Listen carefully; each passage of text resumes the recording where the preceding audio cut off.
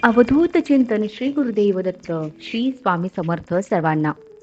तर आज आपण बघणार आहोत श्री दुर्गा सप्तशती कथासार अध्याय 7.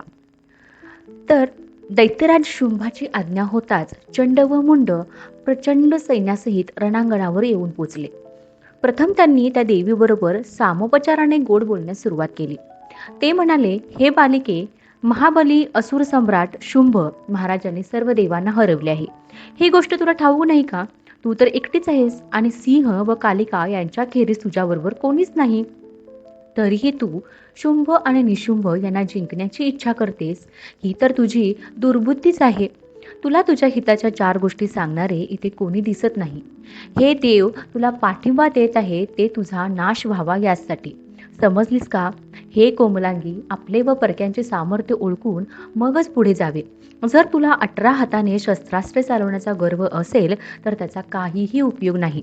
कारण देवांना जिंकणारा शुंभ एवढा बलिष्ठ आहे की तो जेव्हा युद्धात समोर येईल तेव्हा हे तुझे हात व शस्त्रे यांचे काहीच सुद्धा करू शकणार नाही आणि तुझ्या पदरात फळ तर काहीच पडणार नाही.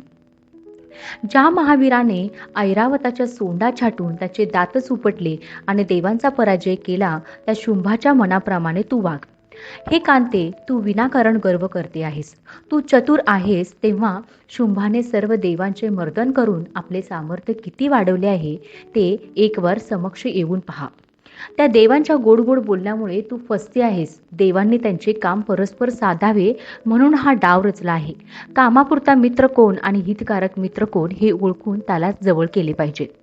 दैत्य शुंभ देवांना जिंकून त्रैलोक्याचा अधिपती झाला आहे. शिवाय तो शूर, सौंदर्यवान, चतुर, त्याचप्रमाणे कामशास्त्रामध्ये सुद्धा प्रावीण्य असल्यामुळे तू त्यालाच पसंत कर. त्रैलोक्यात जे ऐश्वर्य आहे ते त्यामुळे तुलाच प्राप्त होईल. म्हणून तू नीट विचार कर आणि शुंभाला नकार देऊ नकोस. दैत्य चंडाची म्हणणे ऐकून जगदंबा म्हणाली, अरे ढोंग्या, तू उगीच खोट्या-नाट्या गोष्टी का सांगतो आहेस? तू आधी मुकाट्याने इथून चालता हो. अरे मूर्खा, मला पती वगैरे करण्याची काही एक कर्तव्य नाहीये. मी स्वतः या जगातील एकूण एक प्राण्यांचे पोषण करणारी स्वामिनी आहे. या शुंभ आणि निशुंभासारखे हजारो दानव मी युगानुयुगे पाहते आहे आणि वेळोवेळी त्यांचा सत्यनाश मी करीत आले आहे. आता पुन्हा दैत्यांचा विनाश होण्याची वेळ आली आहे. तू बुद्धिमान वाटतोस म्हणून युद्ध कर आणि क्षत्रिय धर्माचे पालन कर. मरण तर चुकणार नाही, पण वीरगती मिळून तुझी कीर्ती मात्र नक्कीच होईल. दृष्ट शुंभ आणि निशुंभाशी तुला काय करायचे आहे? वीरासारख्या युद्धात मेलास तर निदान स्वर्गात तरी जाशील. आणि हो, तुझ्या मागून शुंभ आणि निशुंभ सुद्धा येतीलच. पण आधी तुझा आणि तुझ्या भावाचा समाचार घेते. तेव्हा तुझी वटवट बंद करून शस्त्र उचलून युद्धाला सामोरे जा. देवीची उपरोधिक बोलणे ऐकून चंड आणि मुंड प्रचंड क्रोधित झाले आणि त्यांनी आपापल्या धनुष्याच्या दोऱ्यांचा टणत्कार केला. देवीने सुद्धा प्रत्युत्तरादाखल शंखध्वनी केला आणि त्यामुळे दशदिशा भरून गेला. त्याच समयी देवीच्या सिंहाने सुद्धा अतिभयंकर गर्जना केली. त्या आवाजाने इंद्र वगैरे देव, सिद्धमुनी, यक्ष, गंधर्व, किन्नरांना अतिशय आनंद झाला. त्यानंतर बाण, तलवार आणि गदा यांच्या सहाय्याने हृदयात धडकी भरेल असे महाभयंकर युद्ध चंडिका आणि चंड या दोघांमध्ये सुरू झाले. चंडिकेने उग्रावतार धारण केला आणि चंडाने सोडलेले सर्व बाण तोडून टाकले. त्या दोघांनी एकमेकावर एवढे अगणित बाण सोडले की ज्याप्रमाणे एखादी टोळधाड आकाश व्यापून टाकते त्याप्रमाणे आकाश बाणांनी झाकले गेले. अशा वेळी मुंड सुद्धा युद्धात उतरला आणि वेगाने शरसंहार करू लागला. त्याचे शरवर्षाव पाहून अंबिकेला प्रचंड संताप आला. तिचा चेहरा रागाने काळानिळा झाला, भुवया वाकड्या झाला, तिचे नेत्र निखाऱ्यांप्रमाणे लालबुंद झाले.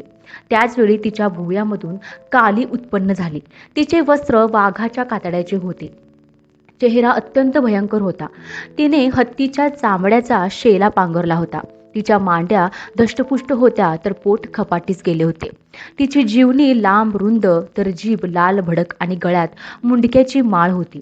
तिच्या हातात तलवार, पाश आणि परशू होता. ती काळ रात्रीप्रमाणे रौद्ररूपी दिसत होती. तिची लपलपणारी जीभ पाहताच कापरे भरत होते. ती तशीच धावत सुटली आणि दानवांच्या सेनेत जाऊन घुसली. रागारागाने तिने दानवांना उचलून तोंडात टाकण्यास सुरुवात केली आणि त्यांना चावून खाऊ लागली. केवळ सैनिकच नाही तर हत्ती, माहूत यांना सुद्धा ती उचलून खाऊ लागली. घोडे व उंट आणि त्यांचे सारथी यांचीही त्यांनी तशीच गत केली. तो विचित्र प्रकार पाहताच चंड आणि मुंडाने अगणित बाण सोडून तिला झाकून टाकले. त्यानंतर चंडाने एक सूर्याप्रमाणे लखलखीत तेजस्वी चक्र उचलून देवीवर फेकले. ते अति तेजस्वी चक्र आकाशमार्गाने मोठा आवाज करीत येत असलेले पाहून कालीने एकाच बाणाने त्याचे असंख्य तुकडे केले. लगेच अगणित धारदार बाणांचा असा वर्षाव त्या चंडावर केला की तो चंड घायाळ होऊन बेशुद्ध झाला आणि तो खाली कोसळला. आपल्या भावाची अशी अवस्था पाहून मुंड खूपच दुःखी झाला. त्याने रागारागाने देवी कालीवर बाणांचा वर्षाव केला. तेव्हा चंडिकेने इशिकास्त्र सोडून सर्व बाण छिन्न छिन्न करून टाकले आणि अर्धचंद्राकार बाण मारून त्याला बेशुद्ध करून खाली पाडले. मुंड सुद्धा खाली पडलेला बघून दानवांच्या सैन्यात हाहाकार माजला आणि देवांना मात्र प्रचंड आनंद झाला. पण तेवढ्यात चंड सावध झाला आणि त्याने प्रचंड गदेने कालिकेच्या उजव्या बाहूवर जोराने घाव घातला. तिने त्या आघाताची मुळीच पर्वा न करता पाश टाकून त्याला बांधून टाकला. तोच मुंड पुन्हा उभा राहिला आणि आपल्या भावाची ती स्थिती पाहून अंगावर चिलकत चढवून त्याने एक महाशक्ती हाती घेऊन तो देवीच्या दिशेने धावू लागला. त्याला तसा येताना पाहून देवी कालीने पाश टाकून त्यालाही बांधून टाकले. मग त्या दोघांना सशासारखे हाती धरून अट्टहास्य करीत ती अंबिकेपाशी आली व म्हणाली, मी रणयज्ञात बळी देण्यासाठी हे दोन उत्तमपैकी दानवरूपी पशु घेऊन आले आहे.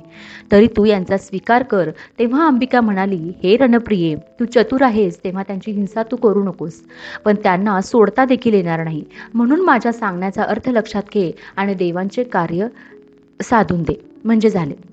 देवीचे बोलणे ऐकून देवी काली म्हणाली, या अशा रणयज्ञात तलवारीने शिरच्छेद केलेलाच योग्य असतो. म्हणून देवीने त्या दोघांचा तलवारीने शिरच्छेद केला व त्या दोघांचे रक्त खुशीत येऊन ती पिऊ लागली. ते पाहून अंबिका म्हणाली, हे कालिके, तू आज देवांचे मोठे कार्यच पार पाडले आहे. म्हणून मी आज तुला असा वर देते की चंडमुंडांना मारलेस म्हणून आजपासून तुझे पृथ्वीवरचे चामुंडा असे नाव प्रसिद्ध होईल. तर अशी होती ही श्री दुर्गा सप्तशती कथासार अध्याय 7. तर खरंच तुम्हाला व्हिडिओ आवडला असेल तर व्हिडिओला लाईक, शेअर, कमेंट आणि सबस्क्राईब करा आणि शेजारील बेल आयकॉन प्रेस करा, म्हणजे तुम्हाला माझ्या नवीन येणाऱ्या सर्व व्हिडिओचे नोटिफिकेशन मिळेल. व्हिडिओ शेवटपर्यंत पाहिल्याबद्दल धन्यवाद.